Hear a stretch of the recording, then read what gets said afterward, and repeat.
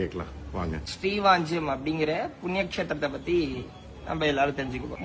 முதல் கடவுளான யமதர்மராஜா பத்தி இப்ப பார்க்க போறோம். ஸ்ரீவாஞ்சியம் அப்படிங்கிற புண்ணியக்ஷேத்திரத்தோட ஹெட் யாருன்னு பார்த்தோம்னா வாஞ்சிநாத பரமேஸ்வரர் அப்படிங்கிற சிவன். மூணாதிகத்துல யமதர்மராஜா சிவனை பூஜை பண்றாரு. எதுக்காக அப்படின்னு கேட்டோம்னா தர்மராஜாக்கு பிரம்மஹத்தி தோஷம் அப்படிங்கிற ஒரு தோஷம். இந்த தோஷத்தை ஸ்ரீவாஞ்ச சிவ பூஜை பண்ணி பிரம்மஹத்தி தோஷத்தை விளக்கிக்கிறாரு.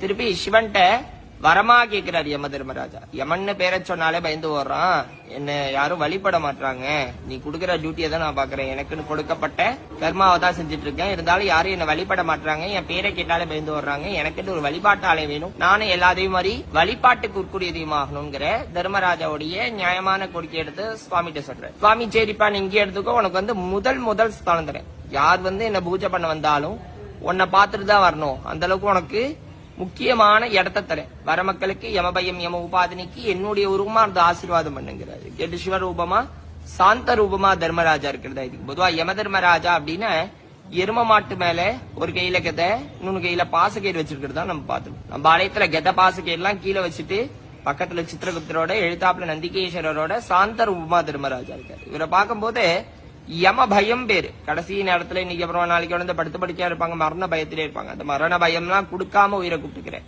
யம உபாதை சொல்லக்கூடிய